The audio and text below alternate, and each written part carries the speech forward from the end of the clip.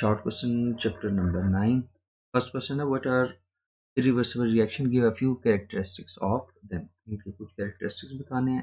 Reversible reaction और irreversible reaction तो आपको पता होगा कि जो irreversible reaction उसमें product वापस reactants में convert नहीं होगा, लेकिन irreversible में जो products हैं वो वापस reactants में convert होंगे. इसकी कुछ characteristics भी देख लेते हैं.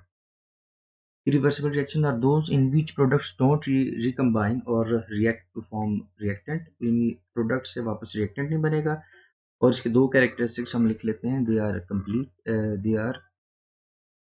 Complete and they are represented by single arrow.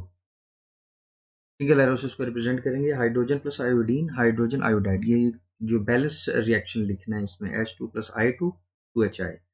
Next question हमारे पास सेकंड क्वेश्चन है डिफाइन केमिकल इक्विलिब्रियम स्टेट.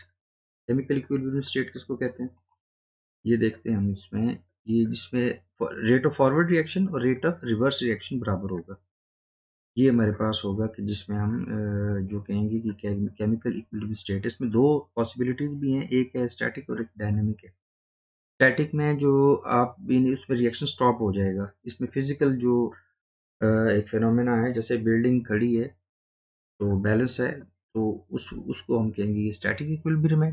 और जो डायनेमिक है उसमें रेट ऑफ फॉरवर्ड या रिवर्स रिएक्शन बराबर होगा, यानी एट ए टाइम दोनों रिएक्शंस हो रहे होंगे, फॉरवर्ड भी और रिवर्स भी. Next question, question number 3. Give the characteristics of reversible reaction. Reversible reaction की जो कैरेक्टरिस्टिक्स है, never completed, represented by double arrow, half forward half reverse, occur in close system. Example इसकी आप वही एग्जांपल जो हमने इरिवर्सिबल में दी वही हम इसमें देंगे, लेकिन इसमें एरोज को आपने half forward and half reverse कर देना. Next question number 4.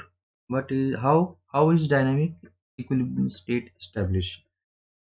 जो इस पे rate of forward and rate of reverse reaction बराबर, वही रिपीटेड क्वेश्चन है ये. Next question number 5. Why at equilibrium state reaction doesn't stop. जो इक्विलिब्रियम स्टेट में रिएक्शन स्टॉप क्यों नहीं हो रहा, क्योंकि उसमें rate of forward and reverse reaction दोनों चल रहे होते हैं. रिएक्टेंट प्रोडक्ट में कन्वर्ट हो रहे होंगे और प्रोडक्ट्स रिएक्टेंट में कन्वर्ट हो रहे होंगे at a time, equal ratio में, इक्वल अमाउंट में. तो उसको हम कहेंगे ये केमिकल इक्विलिब्रियम स्टेट है. Question number 7. What is relation between active mass and rate of reaction. Directly proportion है ये इनका आपस में रिलेशन है. आप इसको देख लीजिएगा, ये डायरेक्टली प्रोपोर्शन है. Question number 8. derive equilibrium constant expression for the synthesis of ammonia from nitrogen. ये बुक में एग्जांपल भी अवेलेबल है. ये लॉ ऑफ मास एक्शन के बाद जो दो एग्जांपल है उनमें से ये एक है. तो शॉर्टली बेशक आप लिख लें. इसमें रिएक्टेंट एंड प्रोडक्ट ऊपर होगा. प्रोडक्ट का जो कॉफिशिएंट होगा, जैसे यहाँ पे 2 है, अमोनिया के साथ 2 है स्टार्ट में, वो पावर में चला जाएगा. रिएक्टेंट्स को आपने बड़ी ब्रैकेट्स में लिखना है. बड़ी ब्रैकेट्स का मतलब होता है ये जो आप उसको कहते हैं कंसंट्रेशन ऑफ एक्टिव मास जो है वो होगा हमारे पास. रिएक्टेंट इसमें नीचे होंगे. रिएक्टेंट में भी वही कॉन्सेप्ट यूज होगा. H2 के साथ 3 के 3 पावर में चला जाएगा. नेक्स्ट हमारे पास है question number 9. Equilibrium constant of hydrogen iodide. ये आप इसमें देखिए 9 के दो पार्ट्स हैं. इसमें जो प्रोडक्ट होगा वो ऊपर, रिएक्टेंट्स नीचे होंगे. लेकिन सम टाइम ऐसा होता है कि रिवर्स रिएक्शन का वो पूछता है कि इसका इक्विलिब्रियम कांस्टेंट बताए, यानी केसी बताए. तो अगर रिवर्स रिएक्शन होगा तो रिएक्टेंट्स ऊपर होंगे, प्रोडक्ट नीचे होगा, क्योंकि वो इंटरचेंज हो जाते हैं. उसमें प्रोडक्ट एज अ रिएक्टेंट हो जाता है. ये आपने माइंड में रखना है. नेक्स्ट हमारे पास क्वेश्चन, ये दोनों आप चेक कर सकते हैं. क्वेश्चन नंबर 1, 9 के 1 एंड 2 दोनों पार्ट्स में सॉल्व है हमारे. Question number 10. How direction of a reaction can be predict. Direction of reaction हम प्रेडिक्ट करते हैं QC और KC से. हमारे पास 3 केसेस हैं.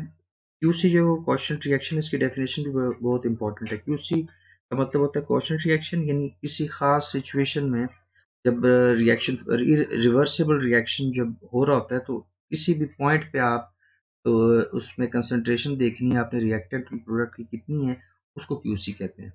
तो KC में जो आप कहते हो कि भाई इसमें जो इक्विलिब्रियम पे आ जाते हैं, वैल्यू इक्विलिब्रियम वैल्यू KC कहलाती है. इसमें रेट ऑफ फॉरवर्ड और रिवर्स रिएक्शन बराबर होगा. KC फिक्स होता है, QC वेरी कर रहा होता है. QC जो सिचुएशन होती है उसके बारे में बता रहा होता है कि अभी रिएक्शन कितना हो चुका है, यानी कितना रिएक्टेंट प्रोडक्ट में और कितना प्रोडक्ट रिएक्टेंट में कन्वर्ट हो गया. तो डायरेक्शन ऑफ रिएक्शन हम चेक करने के लिए तीन पॉसिबिलिटीज हैं, Q C is less than K C. अगर क्यू सी लेस है तो रिएक्शन फॉरवर्ड होगा, क्योंकि क्यू सी की अगर वैल्यू कम है तो के सी की ज़्यादा है, तो उसने बढ़ना है, इंक्रीज करना है क्यू सी को ताकि के सी तक पहुंच सके, तो उसको फॉरवर्ड रिएक्शन कहेंगे। अगर Q C less than K सी है तो फॉरवर्ड रिएक्शन है, अगर क्यू सी ग्रेटर है तो रिवर्स, अगर बराबर है तो equilibrium. Question number 11, how can you know that a reaction has achieved an equilibrium. तो इक्विलिब्रियम क्यू सी और के सी बराबर हैं तो हम कहेंगे रिएक्शन ने इक्विलिब्रियम को अटेन कर लिया, rate of forward and rate of reverse reaction बराबर होगा। Question number 12, what are the characteristics of reaction that establish equilibrium state at once. उसकी क्या खसूसियात होंगी जब उसमें इक्विलिब्रियम हो जाएगा। उसमें reaction never completed, rate of forward reaction and rate of reverse reaction बराबर होगा, reaction proceed in either way, यानी जो आप रिएक्शन को किसी भी वे, इन फॉरवर्ड से रिवर्स है, रिवर्स से फॉरवर्ड, यानी रिएक्टेंट से प्रोडक्ट और प्रोडक्ट से रिएक्टेंट में उसको यानी आप कन्वर्ट कर सकते हैं, देख सकते हैं।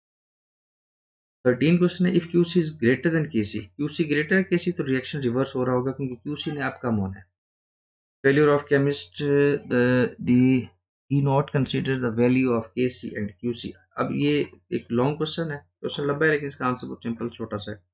अगर एक इंडस्ट्री है जो रिवर्सिबल रिएक्शन पे बेस कर गया, लेकिन आपने एक खास अमाउंट ऑफ प्रोडक्ट आप अचीव नहीं कर सके, क्या गलती की होगी आपने, उसमें ये होगा कि आपको क्यूसी और केसी की वैल्यू जो है वो आपको पता नहीं होगी, या आप ये कह सकते हो कि केसी तो आपको पता है लेकिन किस पॉइंट पे क्यूसी की किस वैल्यू पे आपने उसको रोकना था, या उसमें से आपने प्रोडक्ट आपने जो है वो हासिल कर लेना था, ये गलती आपने की होगी।